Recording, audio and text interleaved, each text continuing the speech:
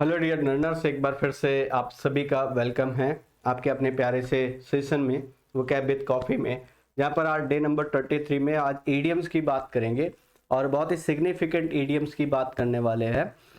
Important है, exam में बार बार पूछे जाते हैं, तो इनको थोड़ा सा आप कैसे मेमोराइज करें इस पर भी मेरा फोकस रहने वाला है। तो अब आपके जो सेशंस मिल रहे हैं वो लगातार आपको इसके पहले साइनो एंटो लगातार हो रहा था, रूट सेशन भी स्टार्ट कर दिया मैंने, आज ईडीएम से स्टार्ट करने वाला हूँ। तो ये लगातार सेशंस आपको मिलते रहने वाले हैं। तो डे नंबर 23 है, ईडीएम्स की बात करें तो, और फर्स्ट ईडीएम आपका है एट वंस विट्स इंड। ठीक है, एट वंस इंड या एक्चुअल में होता है एट वंस विट्स इंड। इस ईडियम को पहले आप पूरा कंप्लीट लिख लीजिए तो आपको समझने में इसको आसानी होगी। ये पूरा कंप्लीट ईडियम ये है, at one's wits end, at one's wits end. ये पूरा कंप्लीट आपका ईडियम है। तो यहाँ पर कंप्लीट नहीं लिखा है, एट वंस इंड लिखा है, वहां पर समझ लीजिएगा एट वंस विट्स इंड है। तो देखिए, वंस मतलब पर्सन की, और विट्स का मतलब इंटेलिजेंस होता है, सोचने समझने की शक्ति होती है। एंड मतलब समाप्त हो जाना। जब किसी पर्सन के सोचने समझने की शक्ति खत्म हो गई है, इसका मतलब वो पूरी तरह कंफ्यूज हो गया है। जैसे कई बार अक्सर आप देखते हो कि आपके ऊपर कोई ऐसी समस्या आ गई है जिसकी वजह से आप बिल्कुल you are unable to decide what to do and how to react this situation. ठीक, तो this is called at one's wits and.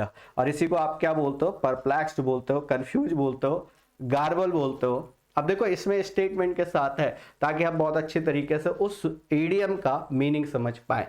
तो इसका मीनिंग क्या होता है? इसका मीनिंग होता है परप्लेक्स्ड हो जाना, कंफ्यूज हो जाना। हिंदी में आप लिख सकते हो कंफ्यूज होना, हो जाना, कुछ समझ ना आना, है ना। तो कह रहा Sohan was at his wits end. ठीक है, सोहन पूरी तरीके से कंफ्यूज है to find that his younger brother has taken present, क्योंकि उसके भाई को कहां ले जाया जा रहा है? जेल ले जाया जा रहा है, और वो समझ नहीं पा रहा है। ठीक है, हाउ टू रिएक्ट है दिस सिचुएशन, कैसे रिएक्ट करे उस सिचुएशन पे है। तो होपफुली पहला आपको समझ में आ गया होगा। और इसी से रिलेटेड ईडियम होते हैं आपके, जब आप बात करते हो एट सी की, तो एट सी भी कुछ इसी तरीके का ईडियम होता है। इसका मतलब भी सेम होता है, कंफ्यूज्ड या परप्लेक्स्ड। तो अगला जो ईडियम इससे मिलता जुलता है वो भी आप लर्न कर सकते हो, एट सी है, और दोनों के दोनों ईडियम कैसे सेम है ना। एट वंस विट्स एंड और at sea. Now move to next one, at one's fingers tips. आप कहते हो ये जो चीज है ना, आप मुझसे बिल्कुल सुन लीजिए, मैंने बहुत अच्छी तरीके से प्रिपेयर करके रखी हुई है, क्योंकि ये मेरे फिंगर्स टिप्स में है। जैसे बचपन में आप टेबल या काउंटिंग करते थे, तो ये जो टिप्स के पोर हैं यहाँ पर आप करते थे, जो फिंगर्स टिप्स हैं इनमें आप करते थे, और वो चीज आपको पूरी तरीके से कैसी है? कंठस्थ है, याद है, उसके बारे में पूरी जानकारी है आपको, है ना। तो इस चीज को बोलते हैं एट वंस फिंगर्स टिप्स। कौन सी चीज आपके फिंगर्स टिप्स में है? जो चीज आपको बहुत अच्छी तरीके से कैसी है? अंडरस्टैंड है, जिसको आपने बहुत अच्छे तरीके से अंडरस्टैंड किया है, मेमोराइज किया है, जिसके बारे में आपके पास कंप्लीट नॉलेज है। तो यहाँ पर लिखा है कंप्लीट नॉलेज है।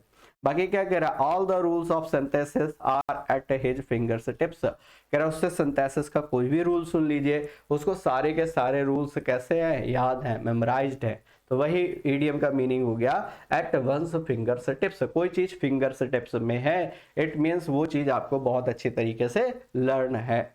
अनदर वन, आगे आते हैं, at the spur of the movement. कहते हैं ना तुरंत रिएक्ट करना, वो है at the spur of the movement. उसी क्षण, मूवमेंट, मूवमेंट मतलब क्षण, उसी क्षण क्या कर रहे हो? रिएक्ट कर रहे हो, है ना। जैसे आपसे आपसे कोई क्वेश्चन किया गया, तो आप क्या करो? उस क्वेश्चन का देन एंड देयर रिप्लाई दे रहे हो। ठीक है, तो यू रिप्लाइड द आंसर, या you replied at the spur of the movement. तत्काल रिएक्ट करना, तुरंत आंसर देना, तुरंत जवाब देना, ये क्या है? ठीक है, at the spur of the movement, at the spur of the movement means क्या है? Without delay. अब स्टेटमेंट देख लीजिए तो और अच्छे से समझ में आ जाएगा कि स्पूर ऑफ द मूवमेंट क्या है। इन एन इंटरव्यू, एक इंटरव्यू में, वी मस्ट रिप्लाई, हमें रिप्लाई करना चाहिए at the spur of the movement, तुरंत रिप्लाई करना चाहिए। अब वहां तो अगर आपने डिले की तो आप डिस्क्वालीफाइड कर दिए जाओगे, तो इसलिए आपको क्या करना चाहिए? तुरंत रिएक्ट करना चाहिए, तुरंत जवाब देना चाहिए, है ना।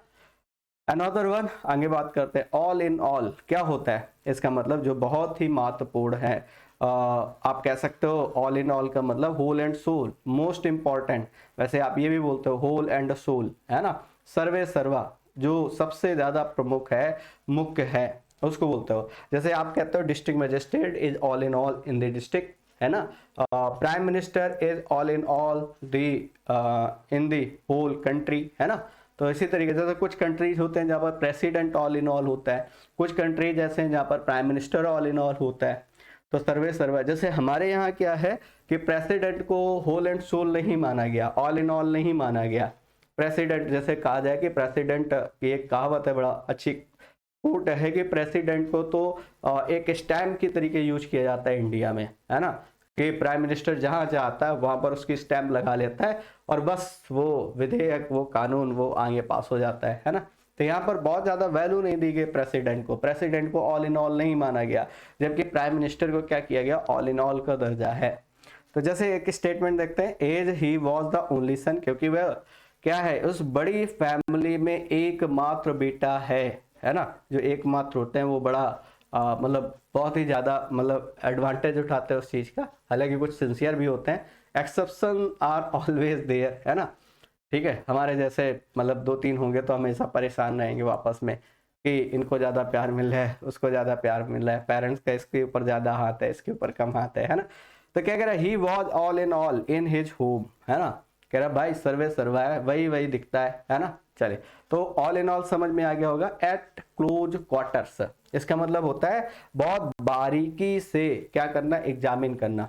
ठीक है, जैसे कहा जाए कि मैंने बहुत बारीकी से एग्जामिन किया, तब मुझे पता चला कि मेरा जो मित्र है वो बड़ा कंजूस है ना। मेरा जो क्या कहा जाए, जो मैत्री है, ठीक है, वो कैसा है, बहुत ज्यादा कंजूस है।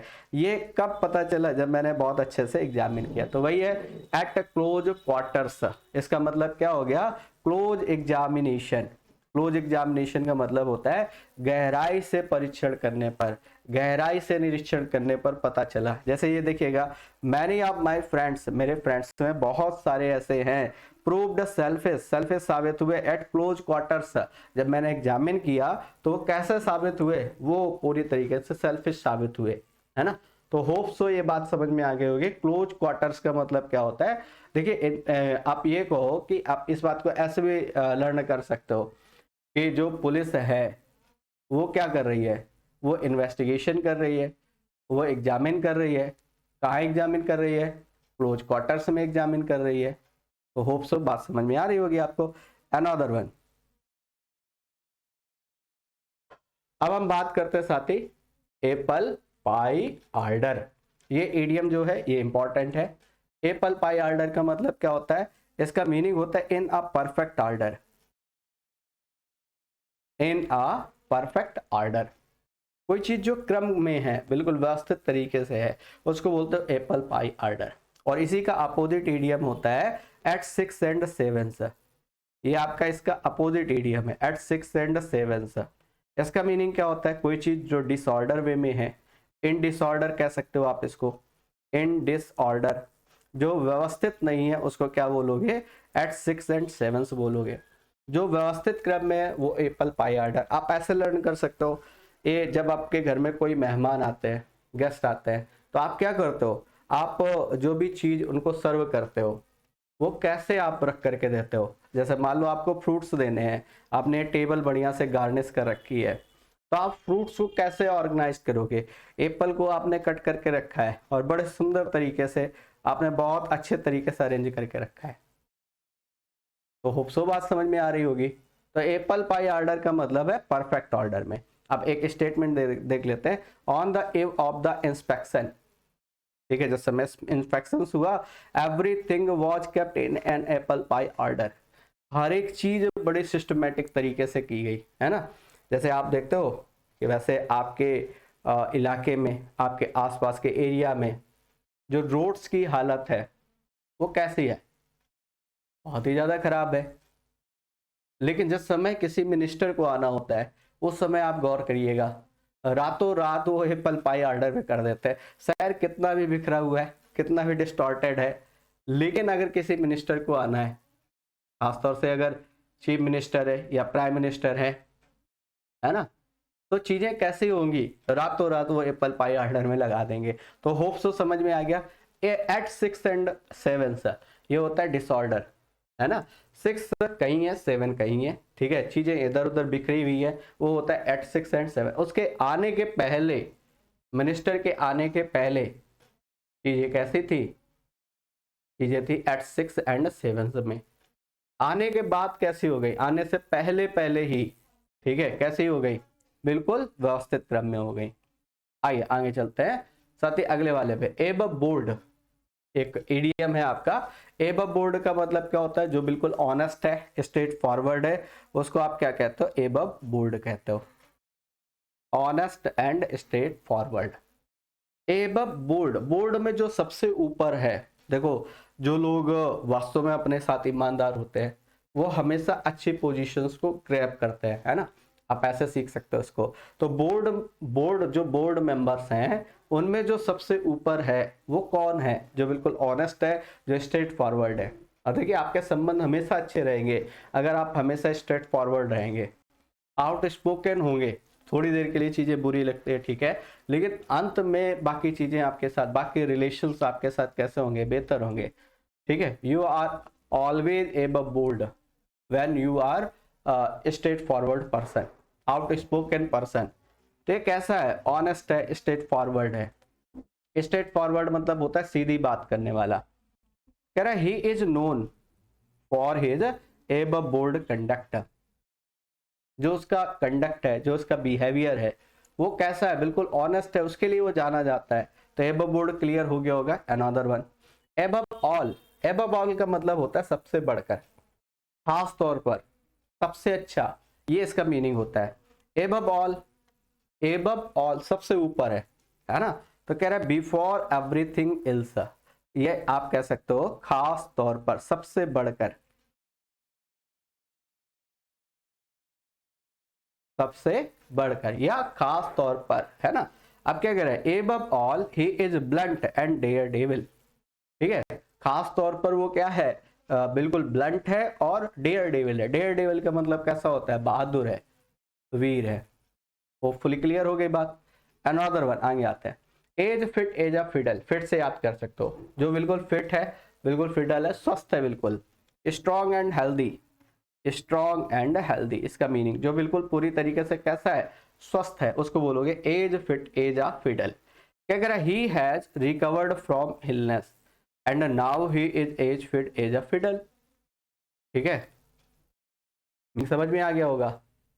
कह रहा है कि उसने अभी बीमारी से रिकवर किया है और वो कैसा है, इस समय बिल्कुल फिट और फिडल है, बिल्कुल स्वस्थ है, हेल्दी है, ठीक है। जैसे इस समय जो हमारे पांड्या साहब है ना, इस समय वो बहुत ज़्यादा इंजर्ड चल रहे हैं, उनकी वजह से टीम का बैलेंस जो है बिल्कुल बेकार हो जा रहा है।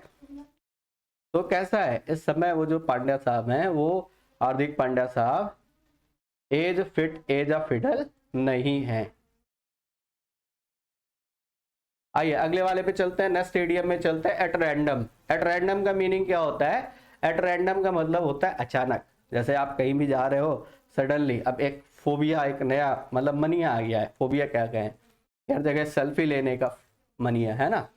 तो क्या कह रहा है, एट रैंडम का मतलब क्या होता है, विदाउट एनी एम, बिना पर्पज के, पहले से कुछ प्लान नहीं किया है आपने, वो है एट रैंडम, और रैंडमली आप पिक लेने लगते हो। तो ये क्या है, एमलेसली, विदाउट पर्पज। तो the militants fired at random killing a lot of innocent people. तो जो घुसपैठिया है, मिलिटेंट्स लोग हैं, उन्होंने फायर कर दिया अचानक से, बिना किसी प्लान के, है ना, और बहुत सारे जो इनोसेंट पीपल है वो मारे गए।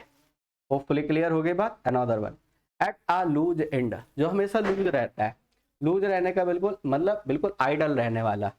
आइडल का मतलब कैसा होता है, बिल्कुल सुस्त रहने वाला, लेजी टाइप का। तो लूज से ही याद कर सकते हो, लूज मतलब कैसा होगा, आइडल होगा, सुस्त होगा, लेजी होगा। नाउ अ डेज, आजकल, he is at a loose, ठीक है, वो कैसा है, वो कैसा है, आइडल है, सुस्त है। Because he was wound up his business, है ना, क्योंकि उसने अपने बिजनेस को क्या कर दिया है, वाउंड अप कर दिया है। वाइंड अप एक फ्रेजल वर्ब होती है, वाइंड अप करने का मतलब खत्म कर देना। उसने वो बिजनेस जो चला रहा था उसको खत्म कर दिया, अब वो बिल्कुल लेजी हो गया, कोई काम नहीं करता। अनऑक्युपाइड ये एक वर्ड है, तो होपफुली याद रखिएगा। हर एक में कुछ ना कुछ मैं टेक्निक बता रहा हूँ आपको, तो याद रखिएगा। एट लॉगर हेड्स, अगला इडियम है आपका एट लॉगर हेड्स। इसका मतलब होता है टू बी एट स्ट्राइफ। इसका मीनिंग देखिएगा, इसका मीनिंग क्या है, ये दो लोग जिनका आपस में अनबन है, अच्छे टर्म नहीं है ना। जैसे ये आप ज्यादातर लॉगर हेड्स की बात तब कर रहे होते हो जिस समय आपके, जैसे अभी 2024 के इलेक्शंस आने वाले हैं, तो वहां पर आप देखेंगे कि एक जो पार्टी पोजीशन में है, जो पार्टी अपोजिशन में है, दोनों आपस में किस तरीके से छीटाकसी करते हैं एक दूसरे के ऊपर, है ना। और तब सबसे ज्यादा स्ट्राइप देखने को मिलती है दोनों के बीच में। तो वही है टू बी एट स्ट्राइफ, मतलब क्या होता है, अनबन होना, ये कह सकते हो अनबन होना, अच्छे संबंध ना होना, ठीक है, आपस में सहमत ना होना। तो जैसे इसको लर्न कैसे करोगे, जैसे दो एनिमल हैं, उनने अपने सींग आपस में स्ट्राइप कर रखे हैं, फंसा रखे ऐसे, तो दोनों क्या कर रहे हैं, लड़ रहे हैं आपस में। इसका मतलब दोनों में अंडरस्टैंडिंग बहुत अच्छी नहीं है, दोनों एक दूसरे से सहमत नहीं है, ऑब्वियस सी बात। आप देखिए तो क्या कह रहा है, the partners of our firm, हमारे फर्म के जो पार्टनर हैं, are at loggerheads these days, उनमें आपस में अनबन है ना, अच्छे टर्म नहीं है दोनों के बीच में। जैसे एक और आता है नो लव लॉस्ट, एक इडियम ये आता है नो लव लॉस्ट, है ना, दो लोगों के बीच में प्रेम रहा ही नहीं, तो वो कैसे हो गया, उनके बीच में फ्रेंडली टर्म खत्म हो गया है, नॉट फ्रेंडली आप इसको कह सकते हो, नॉट फ्रेंडली, इसी से रिलेट करके आप इसको भी समझ सकते हैं। आइए नेक्स्ट अनदर वन, आगे चलते हैं। एट ऑट्स, एट ऑट्स का मतलब डिस्प्यूट होना, ठीक है, दो लोगों के बीच में एट ऑट्स है, मतलब दो लोगों के बीच में डिस्प्यूट है। The members of the group were at ऑट्स over the selection procedure, तो आपस में उनमें खुद में क्लैरिटी नहीं है, वो आपस में ही डिस्प्यूट कर रहे हैं। खासतौर से कह रहा जो कह रहा है ग्रुप के मेंबर्स हैं, ठीक है, वो सिलेक्शन प्रोसीजर को लेकर के आपस में उनका डिस्प्यूट है। एट ऑट्स मतलब डिस्प्यूट होता है। Another one an apple of discord, झगड़े की जड़ आप जानते हो। एप्पल, एप्पल जो डिस्कार्ड बन गया, डिस्कार्ड मतलब क्या होता है, झगड़ा होता है, तो झगड़े की जड़ बन गया है कौन, एप्पल।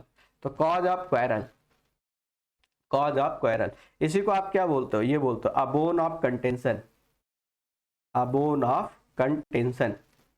कंटेंशन का मतलब भी क्या होता है, इसका मतलब भी झगड़ा होता है, कंटेंशन का मीनिंग भी होता है झगड़ा, डिस्प्यूट का मीनिंग भी होता है झगड़ा। जैसे इसके पीछे की स्टोरी समझेंगे तो आपको बहुत अच्छे तरीके से लर्न हो जाएगा कि एन एप्पल ऑफ डिस्कार्ड, जैसे एक राजा था, उसके कई रानियां थी, तो क्या करता है, एक एप्पल लेकर के आता है ना, और चूंकि एप्पल एक ही है, रानियां उसकी कई हैं, तो ऑब्वियस सी बात है उन रानियों के बीच में क्या हो गया, उस एप्पल को लेकर के डिस्प्यूट हो गया। तो वही है कॉज ऑफ डिस्प्यूट, और इसी को क्या कहते हो, एप्पल ऑफ डिस्कार्ड को ही आप बोलते हो बोन ऑफ कंटेंशन, झगड़े की जड़, है ना। तो याद रखिएगा। अनदर वन कह रहा है एट क्रॉस पर्पजेज, देखो दो लोगों में कन्फ्लिक्शन बहुत होता है जब दोनों के पर्पज अलग अलग होते हैं, है ना।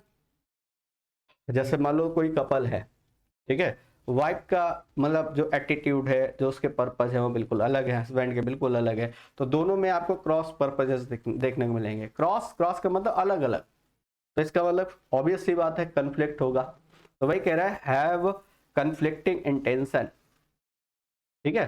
तो मतलब आप ये कह सकते हो कि दोनों में एग्री एबल वाली सिचुएशन नहीं होगी, ठीक है, मतलब एक तरीके से कंसेंसस वाली सिचुएशन नहीं होगी।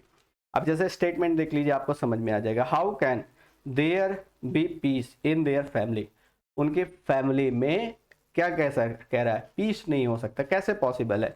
When husband and wife eight cross पर, दोनों में झगड़ा है आपस में, तो कैसे पीस संभव है ना। और इसका इम्पैक्ट सबसे ज्यादा पड़ता है किस पर, बच्चों पर, है ना। इसलिए जब when you will be parents, है ना, जब आप पेरेंट्स का रोल निभाएं तो इस बात का खास ध्यान रखें कि आप, बच्चे वही सीखते हैं जो हम सिखाते हैं, मतलब पेरेंट्स सिखाते हैं, है ना।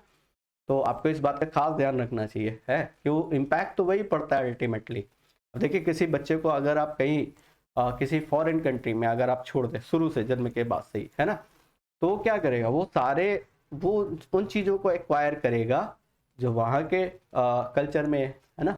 हमारे यहाँ डेवलप होगा तो हमारे यहाँ कल्चर को अडॉप्ट करेगा, उस तरीके की चीज़ों को एक्वाइज करेगा, है ना, उनका एक्विजिशन करेगा। तो ये चीज़ बड़ी इंपॉर्टेंट हो जाती है ना। तो होप सो ये 15 ईडीएम आपको समझ में आ गए होंगे। 15 ईडीएम मैंने आपको बहुत अच्छे से एक्सप्लेन करके बताया। इसको फिर से एक बार देखिएगा, ठीक है, और फिर हम नेक्स्ट टर्न पर इसी 15 से आएंगे। तो ये 15 करके मैं सीरीज चलाऊंगा ताकि आपको लगातार आप कनेक्शन में बने रहें, ठीक है, आप लगातार चीज़ों को अच्छे से कवर कर पाए। तो thanks for attending this valuable session. Thank you guys, जय हिंद।